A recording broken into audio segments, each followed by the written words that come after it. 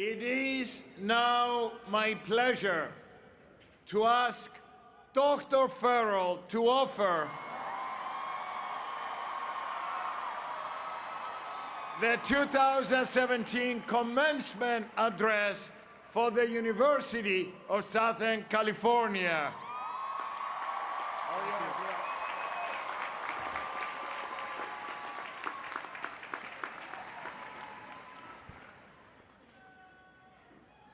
We are SC.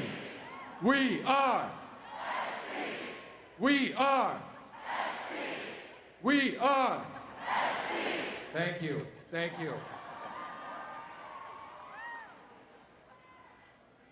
It is such an honor to deliver this year's commencement address to the University of Southern California's graduating class of 2017.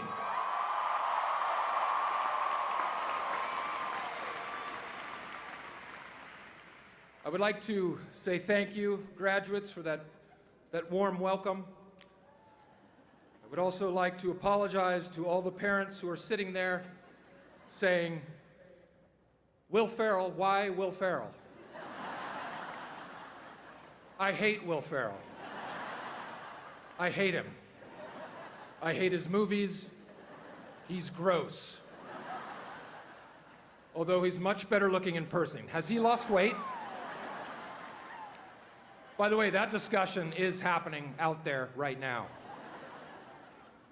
Today, I have also received an honorary doctorate, for which I would like to give my thanks to President Max Nikias.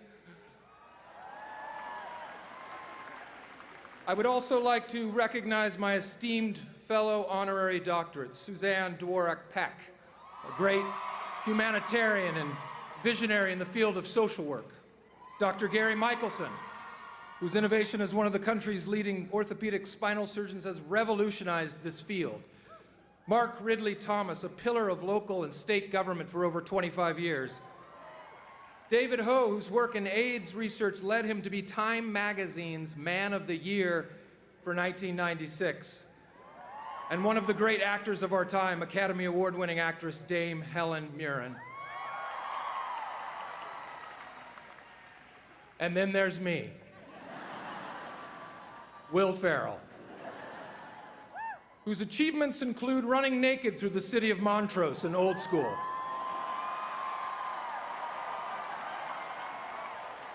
Montrose in the house, all right.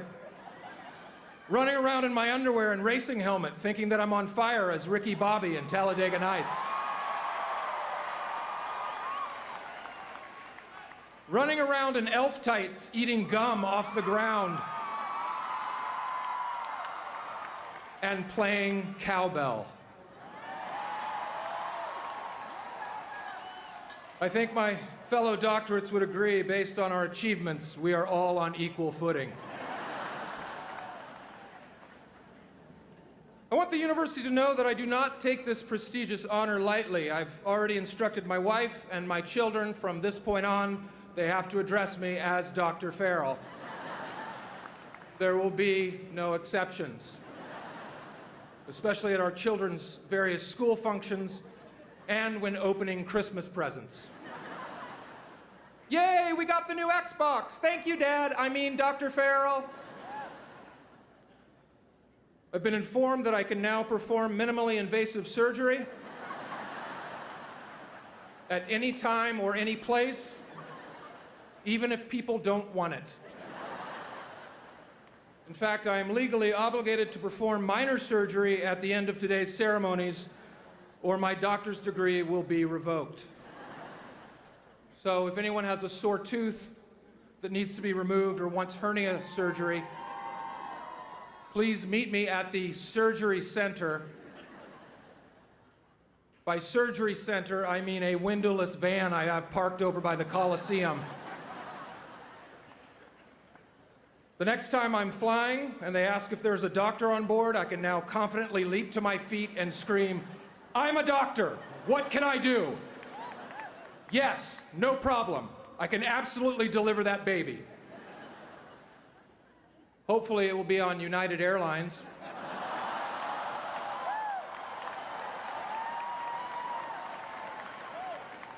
in which I will immediately be subdued and dragged off the aircraft, which we all know will be recorded on someone's iPhone and put on YouTube.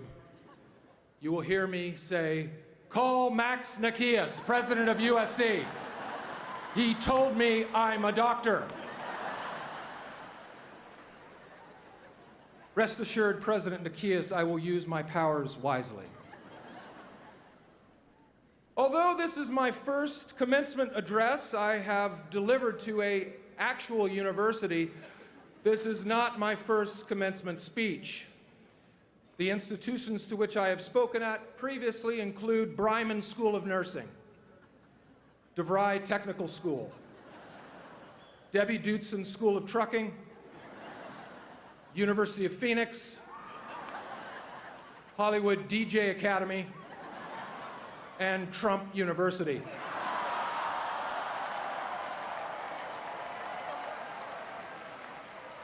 I'm still waiting to get paid from Trump University. In fact, it turns out I owe Trump University money for the honor to speak at Trump University.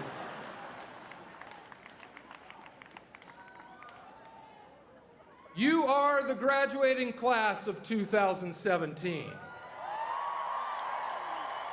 And by every statistical analysis, you are collectively considered the strongest class ever to graduate from this university. All of you have excelled in various courses of study. All of you, except for 4 students. And you know exactly who you are. If you would care to stand and reveal yourself right now, that would be great. Those 4 students. There's 1, 2, 3, 4, 5, 6, 8, more like 20. Very honest of you.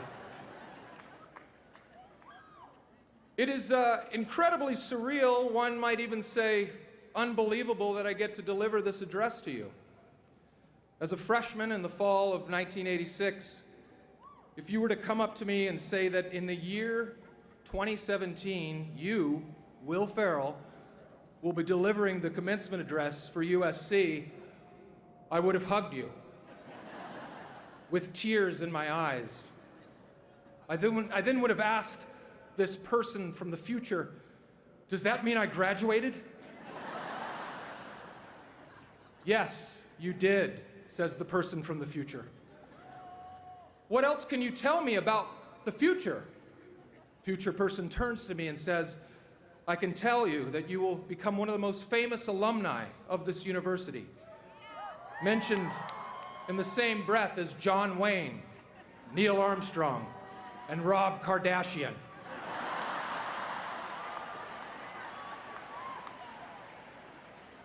You will be referenced in rap songs from Kanye West to Lil Wayne to Drake. Nas will say, "Get me real bonkers like Will Ferrell on cat tranquilizer." Is that it, I would ask? Yes, that sums it up. Except one other thing. In the future, there will be something called Shake Shack. It will start in New York and then come to LA, and people will wait hours for a milkshake. That is definitely good, but not that good that you should wait 2 hours. So yes, if I had heard all of that, I would have been incredulous at best. But it turns out I did graduate in 1990 with a degree in sports information. Yes, you heard me, sports information. A program so difficult, so arduous, that they discontinued the major 8 years after I left.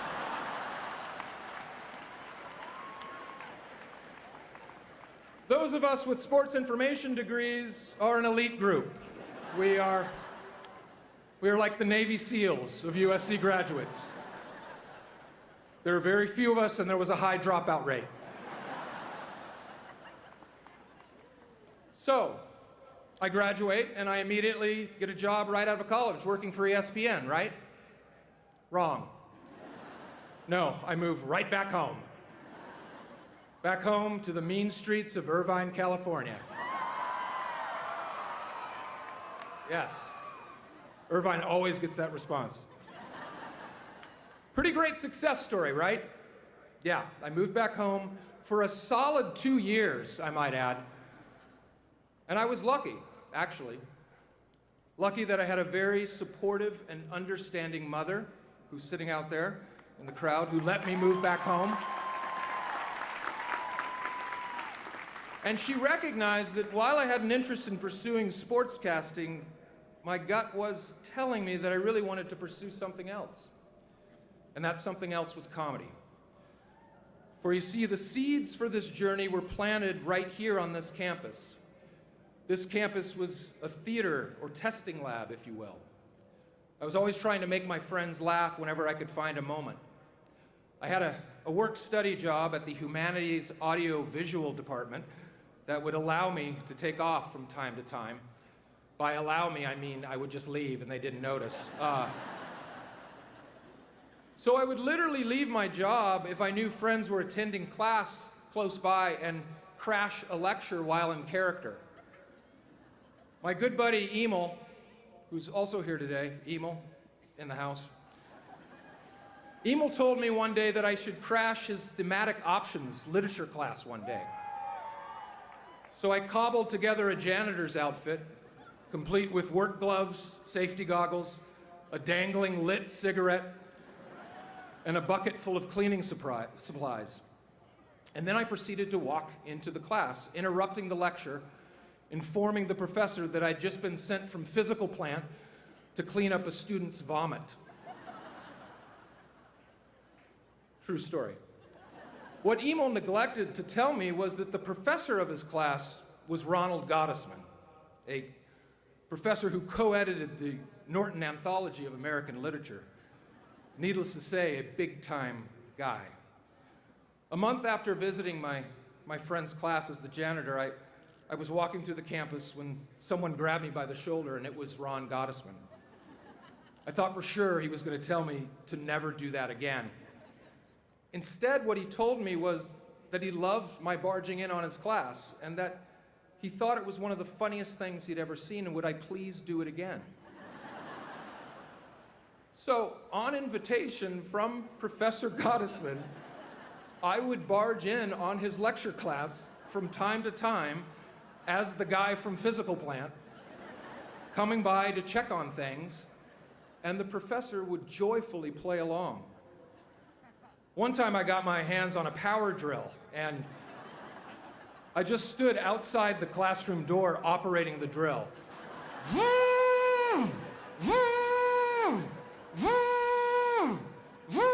For a good minute. Unbeknownst to me, Professor Gottesman was wondering aloud to his class, I wonder if we're about to get a visit from our physical plant guy. I then walked in, as if on cue, and the whole class erupted in laughter. After leaving, Professor Gottesman then weaved the surprise visit into his lecture on Walt Whitman and the leaves of grass. Moments like these encouraged me to think that maybe I was funny to whole groups of people who didn't know me. And this wonderful professor had no idea how his encouragement of me to come and interrupt his class, no less, was enough to give myself permission to be silly and weird. My senior year, I would discover a comedy and improv troupe called the Groundlings, located on Melrose Avenue. This was the theater company in school that gave the starts to Lorraine Newman, Phil Hartman, John Lovitz, Pee Wee Herman, Conan O'Brien, Lisa Kudrow, to name a few. Later, it would become my home, where I would meet the likes of Chris Kattan, Sherry O'Terry, Anna Gasteyer, Chris Parnell, Maya Rudolph, Will Forte, and Kristen Wiig. I went to one of their shows during the spring semester of my senior year, and in fact, got pulled up on stage during an audience participation sketch. I was so afraid and awestruck at what the actors were doing that I didn't utter a word. And even in this moment of abject fear and total failure, I found it to be thrilling to be on that stage. I then knew I wanted to be a comedic actor. So starting in the fall of 1991, for the next 3.5 years, I was taking classes and performing in various shows at the Groundlings and around Los Angeles. I was even trying my hand at stand-up comedy. Not great stand-up, mind you, but enough material to get myself up in front of strangers. I would work the phones to invite all my SC friends to places like Nino's Italian restaurant in Long Beach, the San Juan Depot in San Juan Capistrano, and the Cannery in Newport Beach. And those members of my Trojan family would always show up. My stand-up act was based mostly on material derived from watching old episodes of Star Trek. My opening joke was to sing the opening theme to Star Trek.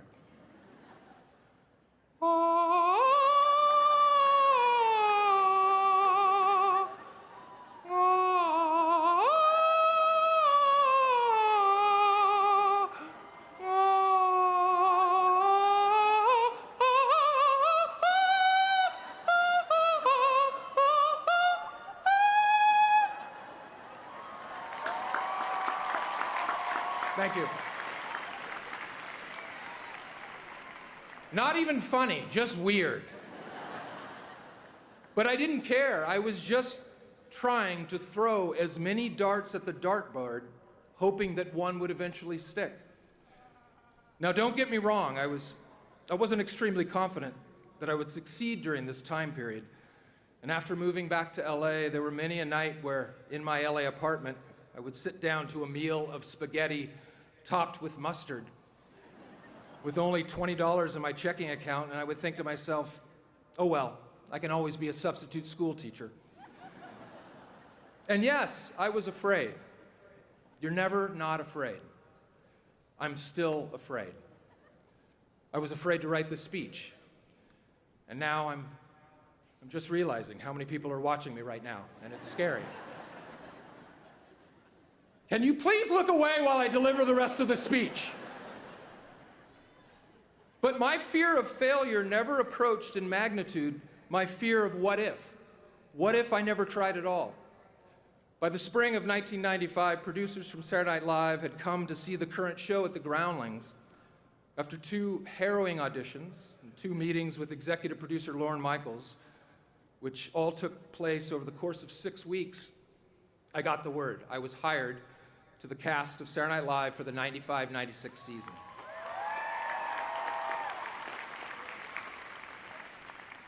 I couldn't believe it, and even though I went on to enjoy 7 seasons on the show, it was a rocky beginning for me. After my first show, one review referred to me as the most annoying newcomer of the new cast. Someone showed this to me, and I promptly put it up on the wall in my office, reminding myself that to some people, I will be annoying. Some people will not think I'm funny, and that's okay. One woman wrote to me and said she hated my portrayal of George W. Bush. It was mean-spirited, not funny, and besides, you have a fat face. I wrote her back. And I said, I appreciate your letter, and she was entitled to her opinion, but that my job as a comedian, especially on a show like Saturday Night Live, was to hold up a mirror to our political leaders and engage from time to time in satirical reflection.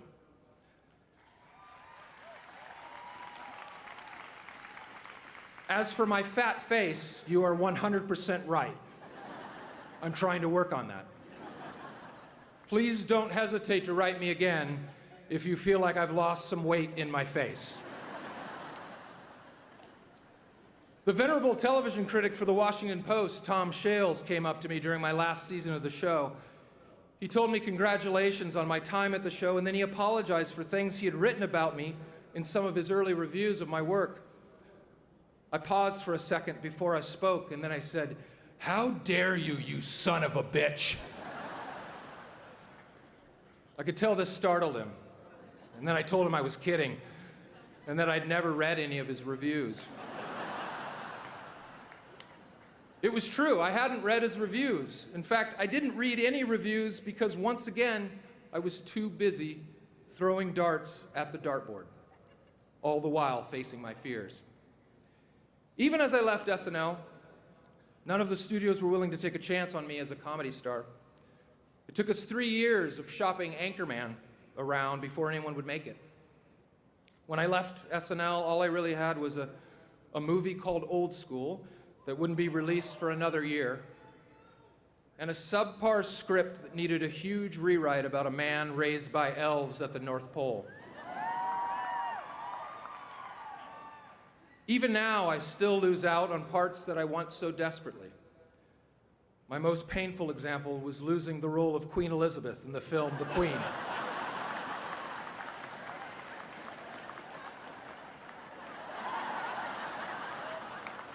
Apparently, it came down to two actors, myself and Helen Mirren.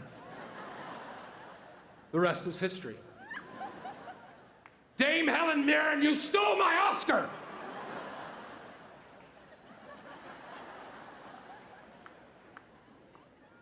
Now, one may look at me as having great success, which I have in the strictest sense of the word. And don't get me wrong, I love what I do, and I feel so fortunate to get to entertain people. But to me, my definition of success is my 16-and-a-half-year marriage to my beautiful and talented wife, Vivica. Success are my three amazing sons, Magnus, 13, Matthias, 10, and Axel, age 7. Right there. Stand up, guys, take a bow. There you go.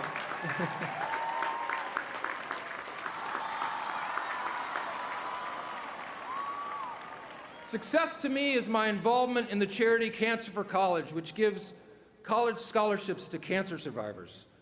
Started by my great friend and SC alum, Craig Pollard, a two-time cancer survivor himself, who thought of the charity while we were fraternity brothers at the Delt House up on West Adams.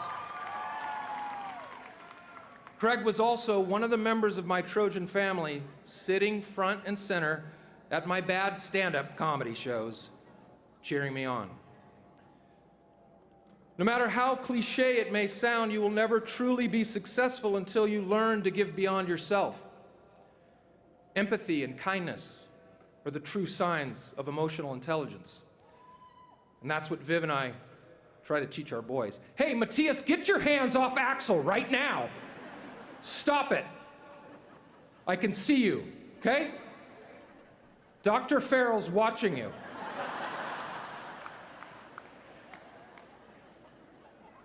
To those of you graduates sitting out there who have a pretty good idea of what you'd like to do with your life, congratulations. For many of you who maybe don't have it all figured out, it's okay. That's the same chair that I sat in. Enjoy the process of your search without succumbing to the pressure of the result. Trust your gut. Keep throwing darts at the dartboard. Don't listen to the critics, and you will figure it out.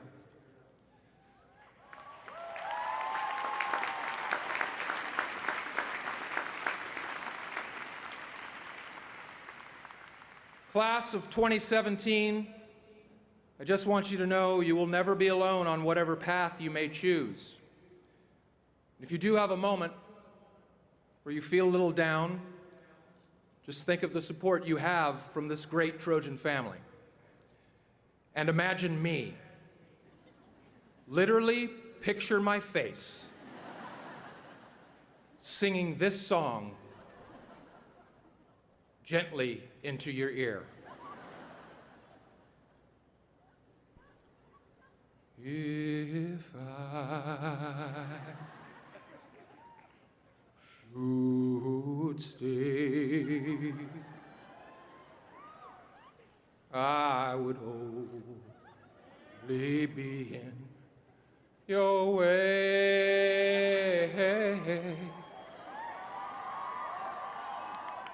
So I'll go, but I know I'll think of you every step of the way. And I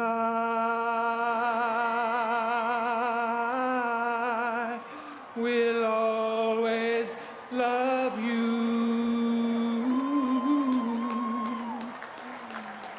will always love you. Will always love you, class of 2017. And I will always love